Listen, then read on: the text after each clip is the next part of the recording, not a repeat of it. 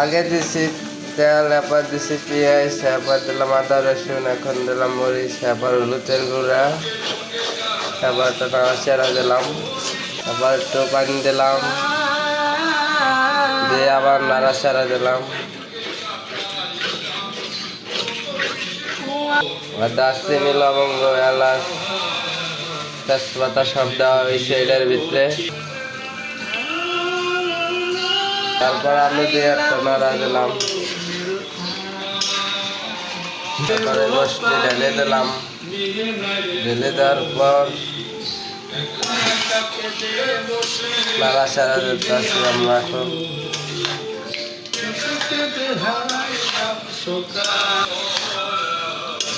আর এটা হলো হাঁসের গোশ, ঠিক আছে। তারপরে আমরা দিয়ে দিলাম গরম মশলা। প্রাকৃতিকভাবে রান্নার চেষ্টা করতেছি, যেহেতু আমরা নিজেরা খাবো, আমরা প্রাকৃতিকভাবে রান্নার চেষ্টা করি। সবসময় প্রাকৃতিকভাবে করি, কিন্তু হোটেলের রান্না আর বাসা বাড়ির রান্না এই দুগুলো এক না। হোটেলের রান্না হয় একরকম আর বাসা বাড়ির রান্না হয় একরকম। এই বাসা বাড়ি যেভাবে পাকানো হয় আমরা ওইভাবে চেষ্টা করতেছি যে বাসা বাড়ি ডিজাইনে পাকানোর জন্য। আর আমরা বর্তমানে বাসা বাড়ি ডিজাইনে পাকাচ্ছি। আর আমাদের হোটেলে যদি পাকাই তাহলে ওইটা হিসাব আলাদা। আমরা হোটেলে অনেক কিছু দেই, অনেক কিছু মশলা আছে, ওইটার ভিন্ন হিসাব, আর ওইটা হিসাব ভিন্ন। আপনারা যারা বাসা বাড়িতে সবসময় থাকেন, বাসা বাড়িতে পাকান, দেখা যায় সবসময় অনেক ধরনের মশলা থাকে না, তো আপনারা এইভাবে রান্না করতে পারেন, দেখতে পারেন।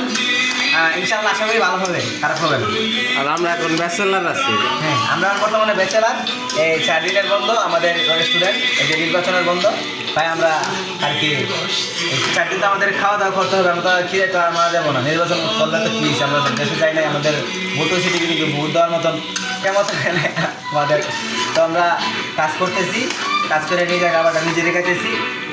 হোটেলে খাইতে গেলে আমাদের একবেলার বিল চলে আসবে 1000 টাকা 3 জনের।